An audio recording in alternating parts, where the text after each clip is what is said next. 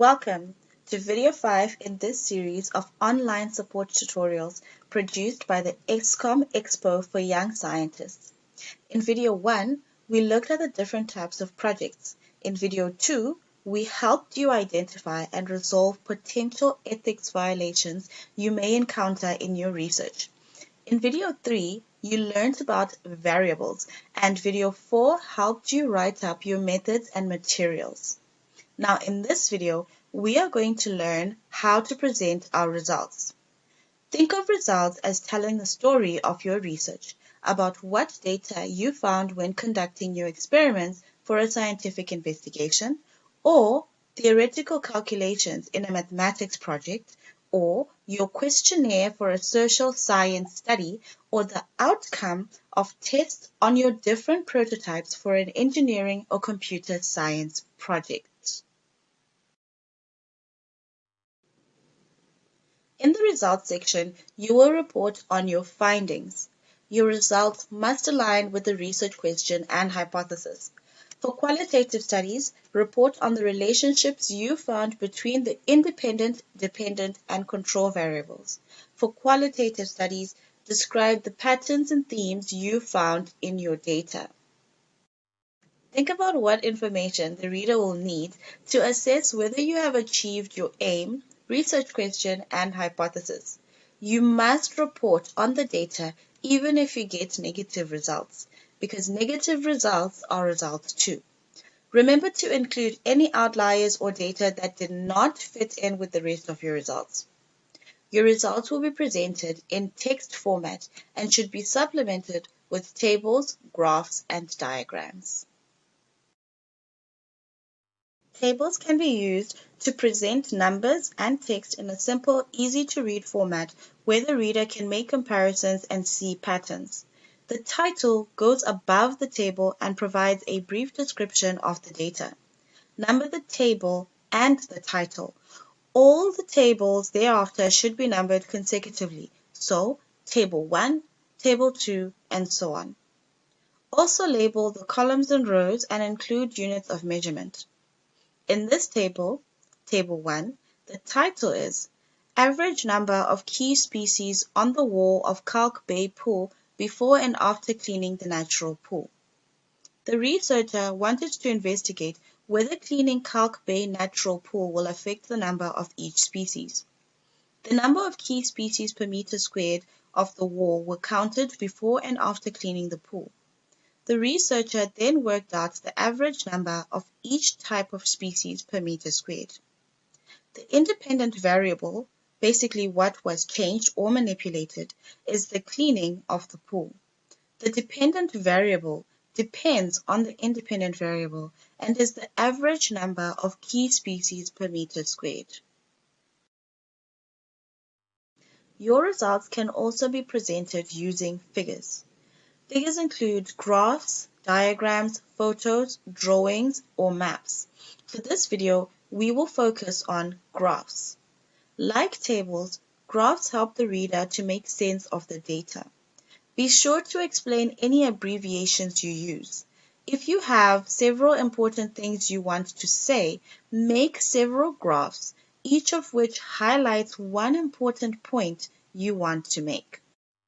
Graphs should be labeled beneath the graph and be numbered consecutively, so Figure 1, Figure 2, and so on. The title should be a description of the information on the graph. In this example, the researcher measured the real wind speeds of different models of trucks in a wind tunnel. The independent variable is positioned on the x-axis and is the different models of trucks. The dependent variable is the real wind speed in kilometers per hour. Notice how the x-axis used regular intervals that increased consecutively by 2. For example, 78, 80, 82, and 84 kilometers per hour.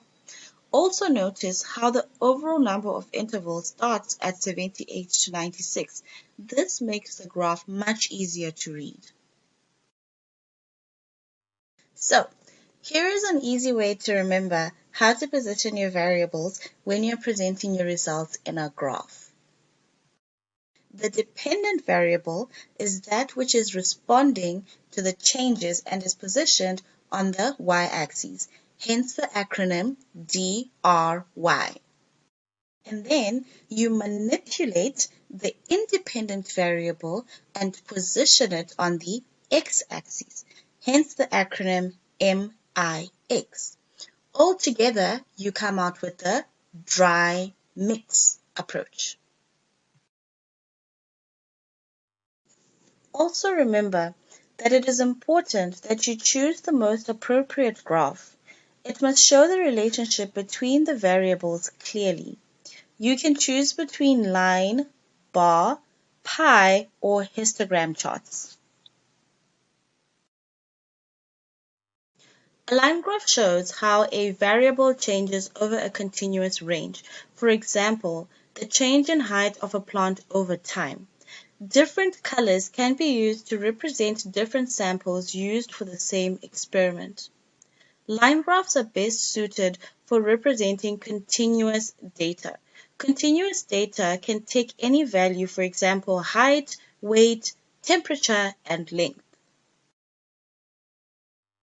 Pie graphs are usually used to compare the different parts of a variable to a whole.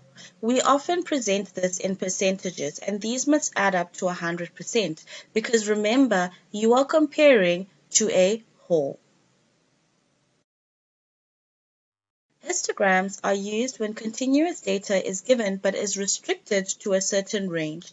For example, all the ages from birth to 30 years old. Notice that there are no spaces between the columns in a histogram. Bar graphs are best suited for discontinuous or discrete data. The columns are usually representing categories. In this example, the categories are the types of key species. The first category is starfish, the second category is limpets, and so on. Another example that is best suited to be represented by a bar graph is human blood groups. There are only 4 categories of human blood groups: A, B, AB, and O.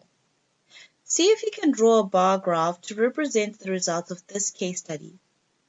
It was found that in India, the distribution of the different blood groups in the population was as follows: type O at 37.12%, type B at 32.26%, type A at 22.88%, and type AB at 7.74%. What will be represented on the X and Y axes? And can your graph tell you which blood group is rare in India? Here is another activity to help you understand line graphs. Can you spot the mistakes on this line graph? Let me help you. The title is incomplete and only shows the dependent variable. The title should also not be written above the graph, but below the graph. This graph is also missing y-axis labels. It is also missing x-axis labels. Points have also not been shown, so it is difficult to analyze the graph. So now here is an example of what a good line graph should look like. Now that you have organized and presented the data, you need to analyze the data. That is, you need to say what patterns, trends, relationships, and correlations you found. So let's go back to the example on the key species found on the wall of the Kalk Bay pool. Firstly, there were no Bernipina species before or after the pool was cleaned. Secondly, the number of limpets, periwinkles, and urchins increased after the cleaning of the pool.